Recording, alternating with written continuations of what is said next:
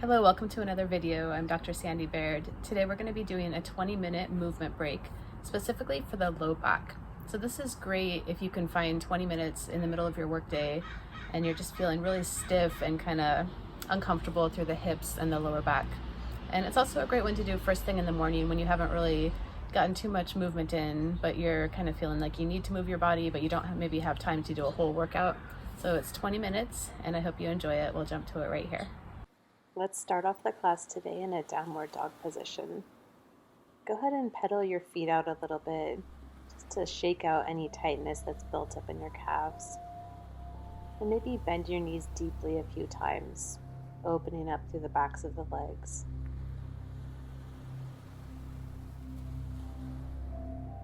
And then once you've gotten some of that stiffness out, go ahead and arrive in your downward dog position. Push evenly through all of your fingers. Send your heels down towards the mat, even though they may not actually touch the mat. And make sure you're breathing here. Notice, is your breath getting caught up anywhere, or does it feel pretty smooth? Another nice deep breath. Inhale, exhale. And on your next inhale, sweep your left leg up towards the sky and bend your knee. You want to push evenly through both of your hands, even though it's tempting to kind of veer over to the right a little bit. You want to make sure you're pressing evenly. And you should feel a nice stretch through that left hip flexor, through the front of your thigh and into your belly. Let's return that foot to the mat, and we're going to do the same thing on the right side. Bend your knee and open up your hip here. Nice. Take a few deep breaths. Check in, does one hip feel tighter than the other today, or are they feeling about the same? Good, bring your foot back to the mat. Go ahead and pedal your feet out or bend your knees. Do what you need to do to feel at home again in your downward dog. And when you're ready, you're going to send your hips up towards the sky. And then come down to all fours position. We're going to go through some cat-cow. Every time you exhale, you want to tuck your belly button in and round your back. And every time you inhale, you're looking up and you're letting your belly drop down. See if you can press evenly through your mid-back and your low back. Good, a few more cat-cows. Really connect with your breath here.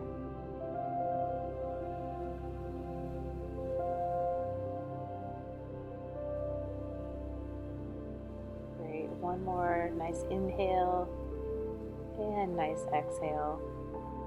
Now come through to a seated position and sweep your legs over to your right. You're going to be in a mermaid position here. And you're going to take that top hand and put it on your hip. And that's going to allow you to guide that femur or your upper leg bone, right, into internal rotation. And it's not a twist from the torso so much as just a twist from the thigh. You're going to work into that range of motion, internally rotating and externally rotating. You may feel a little bit of catching here or popping or clicking. That's really common.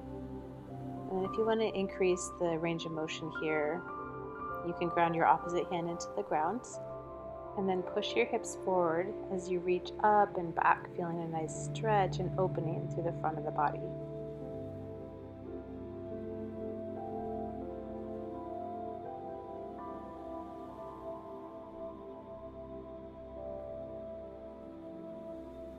Very nice. Switch your legs over to the other side. We'll start in that mermaid position. Let's twist in from that thigh. And gosh, I'm feeling a lot tighter on this side today than the other side. How about you? How are things feeling right now? Are they feeling pretty even, or maybe not so much? Good. Keep going with the twist, and then when you feel ready, ground your opposite hand into the mat, and then reach up and back as you push your hips forward on the inhale. So this is a good chance to connect to your breath.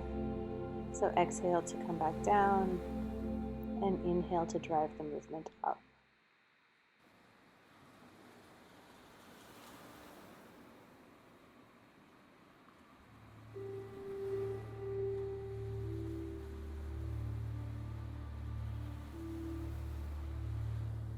Now sweep that back leg forward and press the soles of your feet together into a butterfly stretch. It can help to kind of wiggle your sit bones from side to side and kind of get the flesh out of the way and make for a more comfortable seat. And feel free to just kind of rock around here, maybe lean forward, come into it a few times until you find your most comfortable position. And then spend a few moments here. You can use your forearms and your elbows to guide your knees open and down. That usually feels pretty good on the inner thighs. Inhale to come up out of this pose. And then next we're going to do a seated spinal twist. So tuck your right ankle over your opposite knee. And then you're going to have either your hand or your elbow hooked on your knee.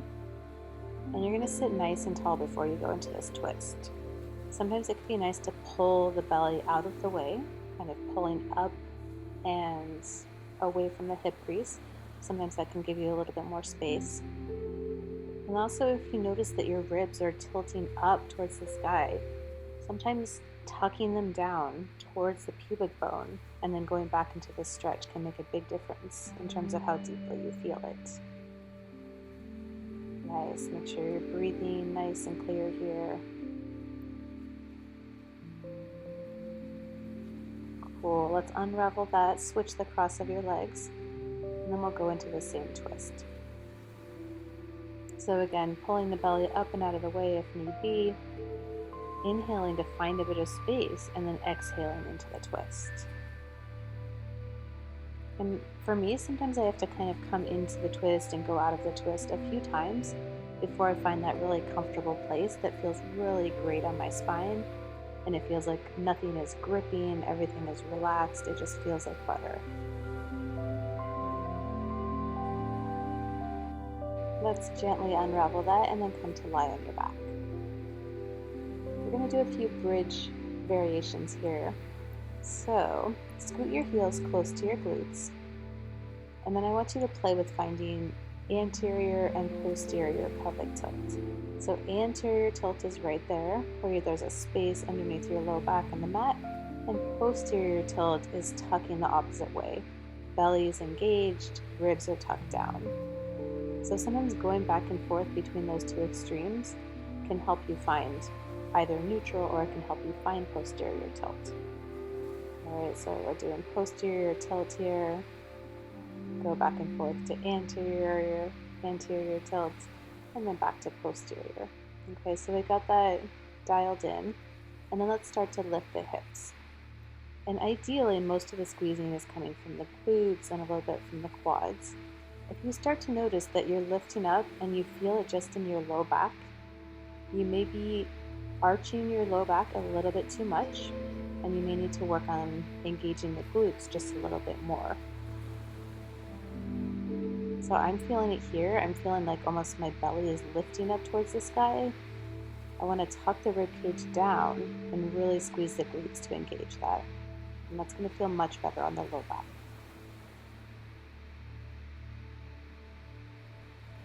Your head and neck should be relaxed here. Just notice if you're feeling any tension other than in the glutes and the hips.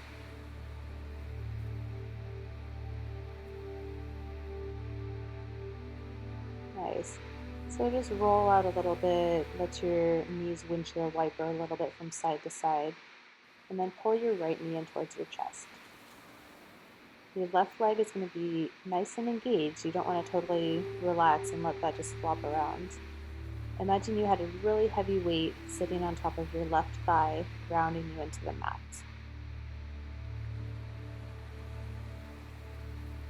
So feel free to move your knee around and guide that hip around in the socket a little bit. Or if you find one place that feels really good, just hang out there for a few breaths. And then when you're ready, we'll switch sides. Pull your left knee in. And hip flexors get really tight. These are the muscles in the front of the thigh that go up into the belly. They get really shortened when we sit all day, when we drive, when we're sitting at a computer, that kind of thing. So you'll notice almost that there's like a big space between my knee and the mat. I'm Notice my hip flexors are a little bit tight on that side. It was worse over on the left, but definitely a bit tight. And so engaging that straight leg is one way to help release some of that tightness in addition to some other exercises. And now we're going to head back into that bridge position. This time we're going to challenge things by lifting one foot at a time off the mat. And it doesn't have to be a huge reach. You don't have to point your foot up towards the sky or anything like that. Just enough to feel like things are engaging through the hips, core, and glutes. So if you notice that you lift one foot up and your hips drop off towards that same side, usually a sign that there's a little bit of a glute weakness on that side. So just keep working on this one, and over time you'll start to notice less of a difference from side to side.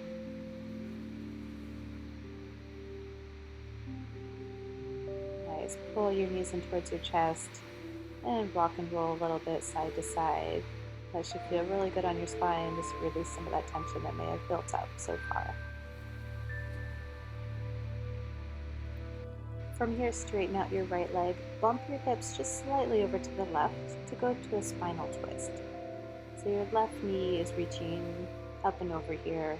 You can have a block supporting it if you like, or you can just hold onto your knee with your hands. Neck should be relaxed, and your head can look over towards the opposite shoulder. And if you feel any pinching with this one, let's back up and come back into it again, maybe with less of an aggressive twist, maybe with a big bolster under the knee instead. Alright, so unwind that, and before you twist to the other side, bump your hips just slightly over to the right, just an inch or two. Great, so you should feel a stretch through that right shoulder, as well as into the right glute, the low back. And it could be other places for you too. Everybody feels this in a slightly different place.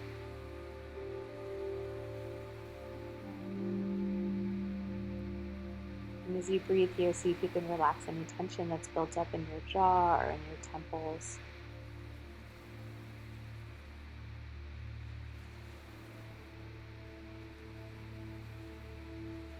Nice. Let's start to unravel that and bring that towards the center. Give yourself a nice big hug. Wrap your arms around your knees and pull in. Tuck your chin to your chest. This should feel like a nice stretch through the back of the neck and the back. If you feel any pinching with your head, you can support your head or your neck with one hand. Otherwise, just go for that big hug. And when you're ready, you're going to roll over to your right side and find your way into a downward dog. Send your hips nice and high up towards the sky, and then relax your neck. Just let it all go. Shake your head no, shake your head yes. And then come to stillness and take 3 breaths here.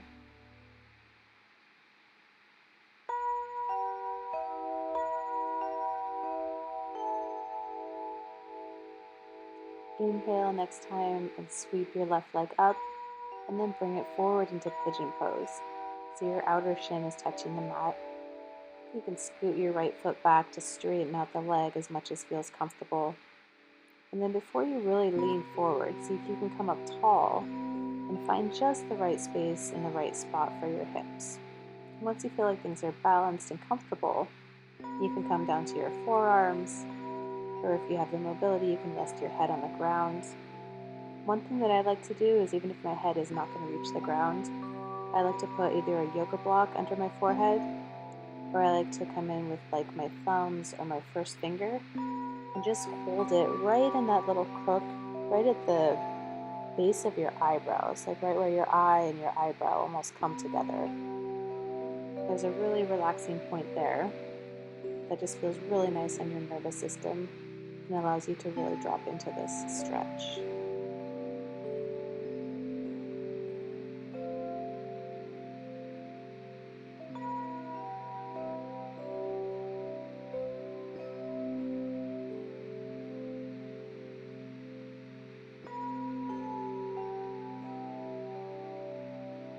You're welcome to hit pause and stay in this stretch for a bit longer if you would like to. But if you're ready to come out, let's switch it on over to the other side.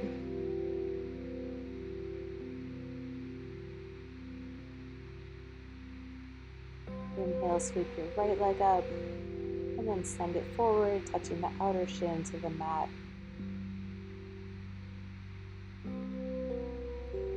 So push your back foot into the mat to help find proper hip alignments. And then you can start to find just the right spot for your hips before you hinge forward into this. And it's totally not uncommon to have one side feel really easy. Like sometimes you can just drop your head down to the mat on one side, and the other side it feels like there's no way that that's going to happen. And that's totally normal. A lot of it has to do with the tightness of the hip flexor in the back leg, but it also has to do with the tightness of the external rotators and adductors in the front leg, as well as many other factors. So I think it's nice to notice differences, but you don't necessarily have to do anything about it during the stretch, right? Just enjoy it. Enjoy the stretch. It feels so good.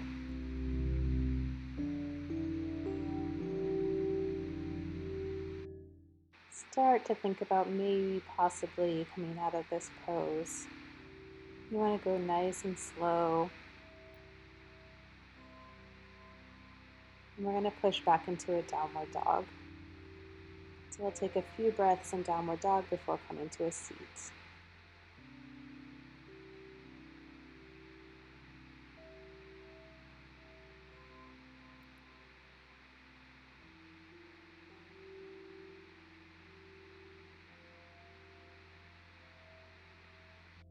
Go ahead and come to any comfortable seat. Then we're going to go right into a side stretch. So you're going to reach your right arm up and over, grab with your left wrist, and so you should feel a nice side stretch through the right side of your body. Ground that hip into the ground and then re-stretch.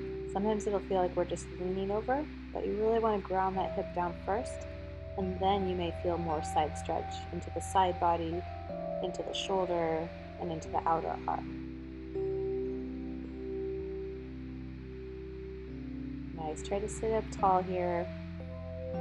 If your hip flexors are tight, you'll have a tendency to not be able to sit up quite so tall, but don't worry about it. Just do the best you can right here. And then when you're ready, let's switch sides. You can grab onto the opposite wrist to pull you over into a deeper stretch.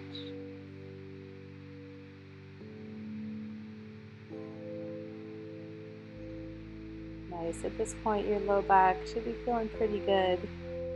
Thank you so much for joining me in this class. Let's end with a gathering of breath. So you're going to do this 3 times. Inhale, all the way, sweep up, press your palms together as you exhale everything out. One more time, gather it up on a big inhale. Nice, let it all go. All right, thank you. All right, I hope you're feeling a little bit looser, a little bit more mobile, a little bit more alive or energetic, but in a calm way, a calm, energetic. If you like this video, you can subscribe to my channel for other movement videos and different ways to get out of pain and to move better. And thank you so much for watching this one, and we'll see you on the next one. Bye.